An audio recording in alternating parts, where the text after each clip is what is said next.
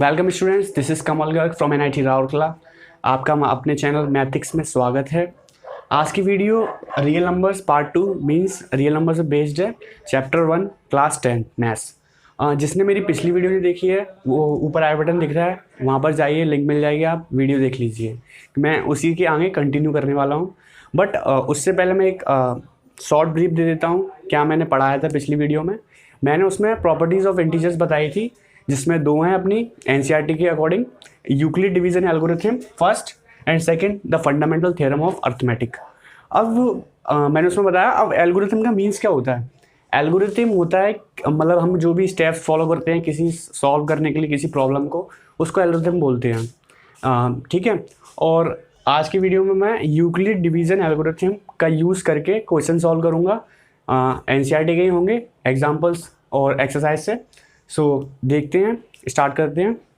So students, हमें problem solve करने से पहले हमें उसके स्टेप्स पता होने चाहिए, स्टेप्स कौन कौन से फॉलो करने हैं सॉल्व करने के लिए। सो अगर आप NCERT बुक है आपके पास तो उसको खोलिए और उसके पेज नंबर 4 पे उसके स्टेप दिए गए यूक्लिड डिवीजन एल्गोरिथम को यूज़ करके HCF कैसे निकाले 2 नंबर का। तो हम पहला स्टेप देखेंगे NCERT के थ्रू। पहला स्टेप में क्या लिखा है, apply Euclid division lemma to C and D, so we find whole numbers Q and R such that C equals to DQ plus R in which C is greater than D।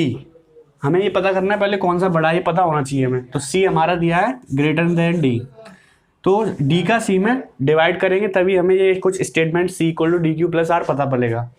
तो C greater है D का, तो D divided by C। तो suppose हमारा Q आया question और R आया कुछ डिवाइड हो गया x रिमाइंडर। तो हम इसको क्या लिख सकते हैं, C equals to DQ plus R। और ये जो R होगा ना वो D से छोटा होगा, 0 और 0 से बड़ा होगा। ठीक है, ये मैंने बताया था जब स्टेट कराई थी फर्स्ट वीडियो में। सो हमें ये स्टेटमेंट मिलेगा C equals to DQ plus R। Okay, अगर हमारा R 0 आ गया फर्स्ट स्टेप में ही, तो जो इसका SCF होगा C एंड D का वो होगा हमारा D is the SCF of C and D। अगर सपोज हमें R 0 नहीं मिला, सो हम सेकेंड स्टेप को फॉलो करेंगे। If R equals to 0, D is the SCF of C and D। If R not equals to 0, मतलब R equal to 0 नहीं है, तो apply the division lemma to D and R। मतलब फिर हमें D and R पे फिर से यूक्लिड डिवीजन लेमा लगाना पड़ेगा। जो हम पहले कर रहे थे वो फिर से यहाँ करेंगे, बट इसमें हमें पता है D ग्रेटर देन होगा R के। तो इस कंडीशन में फिर क्या करेंगे, हम R से डिवाइड देंगे D में। सपोज हमारा आ गया P आ गया क्वेश्चन और ये कुछ S मान लो, S रिमाइंडर बच गया, तो इसको क्या लिख सकते हैं, D equals to PR plus S। So D equals to PR plus S लिख सकते हैं। अब इसमें फिर से हम चेक करेंगे S 0 के इक्वल है कि नहीं। अगर 0 के इक्वल है तो C एंड D का SCF क्या होगा, P। जो लास्ट में जिस स्टेप में हमारा 0 आ जाए रिमाइंडर, वो ही उसका जो डिवाइजर होगा वो ही हमारा SCF होगा इनिशियल कंडीशन वाले डिजिट्स का। आया समझ में। सो एक क्वेश्चन करते हैं, अगर तुम स्टेप 3 पढ़ोगे तो पढ़ लो। Continue the process till the remainder is 0, the divisor at this stage will be the required SCF। जो यहाँ पे डिवाइजर होगा वो SCF होगा इनिशियल क्वेश्चन का। ठीक है। सो हमारा पहला क्वेश्चन, पहला एग्जाम्पल है, use Euclid division algorithm to find the SCF of 4052 and 12576। सो कैसे करेंगे इसको, सिंपल जो भी मैंने स्टेप्स बताए थे वो ही लगाने हैं, सारे क्वेश्चन सॉल्व हो जाएंगे। तो हमारा इसमें बड़ा क्या है, 12576। ओके, अब क्या करना है, इसका डिवाइड करना है, इससे इसमें डिवाइड करना है। तो 4052 इंटू 3, हम ये साइड में कैलकुलेशन कर सकते हैं। 4052 is divide 576. It will be divided by 3 times. 3 2 is 6, 3 5 is 15, 1 carry 3 and 4, and 3 4s are 12. Approximately this will become, and remainder will be 420. So remainder is not the 0. हमारा reminder 0 नहीं है, तो हमें फिर से यूक्लिड डिवीजन एल्गोरिथम लगाना पड़ेगा। ये मैं स्टेप्स कर रहा हूँ, ये कर सकते हैं, बट अगर ओनली ये करके आओगे तो आपको मार्क्स नहीं मिलेंगे। हमें प्रॉपरली लिखना पड़ेगा ऐसे। सो 4052 इज इक्वल्स टू 420। सो हम यहाँ पे साइड में डिवाइड करते हैं। 9 टाइम्स जाएगा, 9 0 9 2 18, 1 carry, 9 4 36 and 37, remainder will be 272. So क्या लिखेंगे, 420 इंटू 9 प्लस 272. इस केस में भी हमारा जीरो नहीं आया remainder. 420 is equals to 272 into something कुछ आएगा, उसको भी हम कर सकते हैं. 272 divided by means 420 divided by 272, one times जाएगा दिख रहा है. और रिमाइंडर क्या बचेगा, रिमाइंडर बचेगा 148. So into 1 plus 148. इस केस में भी रिमाइंडर जीरो नहीं आया, फिर से हमें यूज़ करना पड़ेगा. सो 272 इज इक्वल्स टू 148. सो हमें दिख रहा है 148 इंटू 124. रिमाइंडर बचेगा, आप सब्ट्रैक्ट करके कर सकते हैं. 148 इस केस में भी 1 से ही डिवाइड होगा, 1 टाइम्स ही डिवाइड होगा, फिर से हमारा 24 बचेगा. ऐसे ही फिर 124 is equals to 24 into 5 times होगा. 24 into 5 is equals to 120. Remainder क्या बचेगा 4. So 24 is equals to 4 into 6 plus 0. So हमारा रिमाइंडर क्या आया, 0 इस केस में आ गया. तो कितने स्टेप हो गए, 1 2 3 4 5 6 7 स्टेप के बाद हमारा रिमाइंडर 0 मिल गया हमें. सो मैंने अभी क्या बताया था, जो लास्ट में डिवाइजर होगा वो ही एचसीएफ होगा इनिशियल नंबर्स का.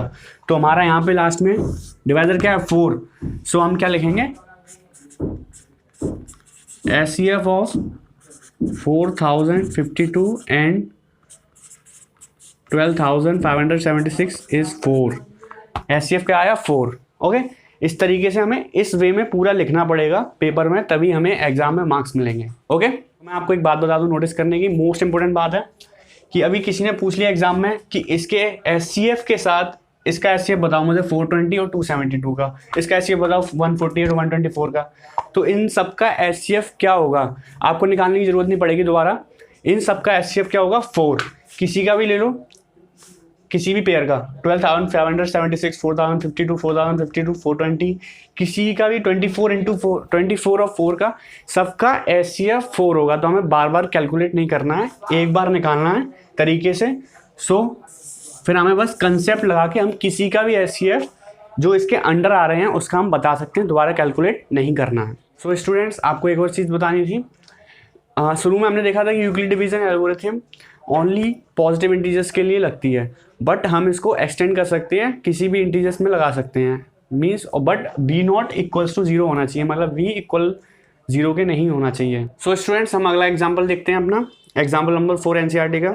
अ स्वीट सेलर हैज़ 420 काजू बर्फीज एंड 130 बादाम बर्फीज. She wants to stack them in such a way that each stack has the same number and they take up the least area of the tray. What is the number of that can be placed in each stack for this purpose? So हम इस question को hit and trial method से भी कर सकते हैं, but उसमें time लगेगा, बट हमें एग्जाम में एक सिस्टमेटिक मैनर से करना पड़ेगा. तो हम क्या निकालेंगे, 420 और 130 का हम एचसीएफ निकालेंगे. ये क्यों कर रहे हैं हम, इसलिए कर रहे हैं, एचसीएफ निकाल रहे हैं दोनों नंबर्स का, क्योंकि जो एचसीएफ होगा हमें maximum number of barfis in each stack देगा, और जो नंबर ऑफ स्टैक्स में विल भी लीस्ट होगा, और जो एरिया है अपना वो भी लीस्ट आएगा, क्योंकि जो एचसीएफ है हमें लीस्ट नंबर्स देता है. अभी हमने देखा था इन दोनों का एचसीएफ कितना छोटा सा आया था 4. सो हमें लीस्ट नंबर देता है. तो एचसीएफ ऑफ 420 एंड 130. तो इसमें 420 बड़ा है, तो 420 ऑब्वियसली 130 से डिवाइड होगा, तो 420 130 और 3 बार जाएगा, 130 इंटू 3 390 होगा, और रिमाइंडर क्या बचेगा 30. सो 130 इज इक्वल्स टू, रिमाइंडर 0 नहीं आया, 30 इंटू 4 टाइम्स जाएगा 120 प्लस 10, 30 10 इंटू 3 टाइम्स, रिमाइंडर 0 आ गया. सो हमारा रिमाइंडर एचसीएफ क्या आया 10.